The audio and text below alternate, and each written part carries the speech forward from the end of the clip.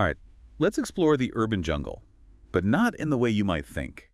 We're not talking rooftop gardens or, urban farming. We're going deep on tactical urban survival skills. Yeah, think less about stocking up on supplies and more about the mindset and practical skills. You need to navigate tough situations in a crowded environment. Our guide for this deep dive is Advanced Tactical Skills for Urban Survival by the Portuguese Prepper. And, even if you're not building a bunker yet, this stuff is surprisingly relevant to everyday life. Oh, yeah. Have you ever been stuck in a packed train station when an alarm goes off, or had to deal with a blackout in a busy part of town? Absolutely. Those situations, while not apocalyptic, can still benefit from a tactical approach. And that's where this source really shines. It highlights the key differences between urban survival and what we typically think of with wilderness survival. So it's not about bears and building fires, then? Not quite. Yeah. The urban environment presents its own unique challenges. You've got limited escape routes, dense crowds, and a constant flow of information and stimuli. The threats are different, and so are the strategies. Okay, that makes sense. So where do we even begin with this urban tactical mindset? The foundation is something called situational awareness. The book emphasizes this as absolutely crucial. Okay, situational awareness. I'm picturing like a spy movie montage. Is it about being super observant? Like noticing a tiny detail that everyone else misses? That's a great place to start. It's about being present and engaged with your surroundings, constantly scanning for anything unusual or out of place. But it's not just about spotting potential threats, it's also about understanding the flow of people, identifying exits and safe zones, and even memorizing the layout of places you frequent. So like having a mental map of your favorite coffee shop, just in case you need to make a quick escape from a rogue barista. Well, maybe not a rogue barista, but you get the idea. The source actually calls this mental mapping, memorizing those escape routes, safe zones, and even choke points in places you visit often. That's fascinating. I never realized how much information we unconsciously absorb about our environment. But consciously training ourselves to do this, to really pay attention, could be incredibly valuable. Absolutely. It's like upgrading your default setting from autopilot to engaged observer. And that can make a world of difference, especially in a fast-paced urban environment. All right, I'm sold on situational awareness. What's the next level of this urban tactical skill set? The book dives into something called urban camouflage. Okay, hold on. Urban camouflage. Does that mean I need to invest in a camouflage jumpsuit that matches the city's concrete jungle? Not quite. Think less about literal camouflage and more about blending in with your surroundings. So the opposite of wearing a neon tracksuit while sprinting through a crowded train station. Exactly. The source suggests opting for neutral clothing that aligns with local styles and behaving in a way that doesn't draw unnecessary attention to yourself.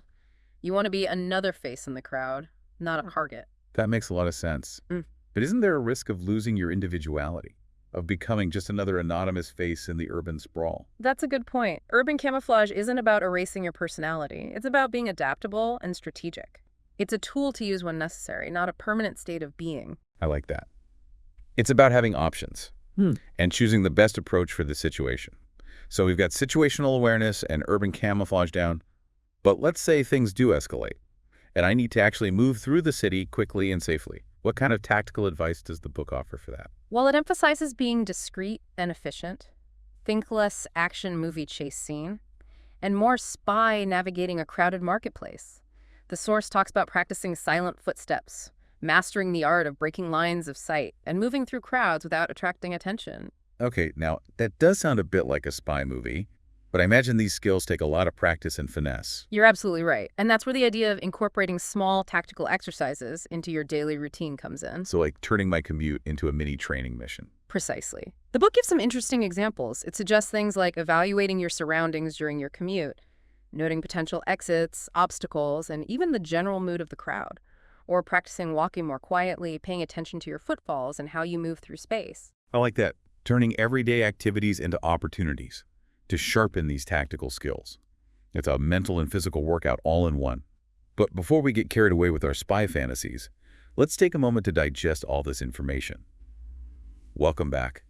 I'm already feeling more aware of my surroundings. I even caught myself mentally mapping out escape routes while waiting in line for coffee. It's amazing how quickly these concepts can start to shift your perspective, isn't it? It really is. So before the break, we were talking about how to move discreetly through the city. But what about when you need to blend in for a longer period of time? That's where the book's concept of behavioral mimicry comes into play. Behavioral mimicry. That sounds like something out of a nature documentary. It's actually a fascinating psychological principle that applies to human behavior as well. The idea is that by observing and subtly mirroring the behavior of those around you, you can become less noticeable, almost like blending into the background noise of the city. So if everyone's rushing to catch the train, I should rush too, even if I'm not in a hurry. Not necessarily. It's more nuanced than that. The source emphasizes paying attention to the overall mood and flow of the crowd. If people are moving quickly and purposefully, you don't want to be the one strolling leisurely with your headphones on. But if everyone's relaxed and chatting, you don't need to suddenly break into a sprint. It's about adapting to the energy of the environment. Precisely. It's like becoming a chameleon, changing your colors to match the surroundings. But behavioral mimicry isn't just about avoiding detection. The book suggests it can actually help you gather valuable information. Met intrigue. Tell me more. By blending in and observing, you might pick up on subtle cues that others miss. Maybe you notice someone constantly looking over their shoulder or fidgeting nervously. These seemingly insignificant details could be crucial in understanding the dynamics of a situation. It's almost like becoming an urban detective. That's a great analogy. It's about sharpening your observation skills and becoming attuned to the unspoken language of the city. But let's say blending in just isn't an option. Mm-hmm. Maybe there's a sudden commotion, or you need to make a quick exit. What then? In those situations, the source advocates for concealment techniques. Like hiding behind a newspaper, pretending to read. You could, but it's more about using your environment strategically to break up your silhouette and make yourself less visible. The book suggests utilizing structures, vehicles, even natural shadows to your advantage. Think about blind spots, areas with low visibility, or places where you can naturally blend into the background. So a well-placed potted plant could be my new best friend. Potentially, it's about thinking creatively and adapting to the situation at hand. And if you need to move quickly, the principles of efficient movement and evasion come into play. We talked about those earlier: silent footsteps, breaking lines of sight, all that good stuff. Exactly, and don't underestimate the importance of physical conditioning. The source emphasizes that being able to move quickly and efficiently is crucial in urban survival. So maybe ditching the escalator and taking the stairs is more than just a good workout. It's a great way to start. Incorporating those small bursts of physical activity into your daily routine can make a huge difference. This is all making me think about how much we rely on technology to navigate the city GPS ride-sharing apps. They make things convenient, but maybe they also make us a bit complacent. That's an interesting point. The source actually touches on the idea of relying too heavily on technology. It can be a crutch that limits our ability to think critically and adapt to unexpected situations. So what's the antidote, going off the grid completely? Not necessarily. It's about finding a balance. Technology can be a valuable tool, but it's important to cultivate those fundamental skills and awareness that allow us to navigate the city, even when the tech fails us. I love that perspective. It's about empowerment, about having the knowledge and skills to confidently handle whatever the urban jungle throws our way. Precisely. And speaking of knowledge, we've only just scratched the surface of what advanced tactical skills for urban survival has to offer. Well, listeners, don't worry, we'll be back in a moment to wrap up our deep dive and uncover even more tactical tips and tricks. We're back, and I gotta say, this deep dive has me looking at the city in a whole new light. I'm noticing things I never paid attention to before, like escape routes, potential hiding spots, the flow of crowds.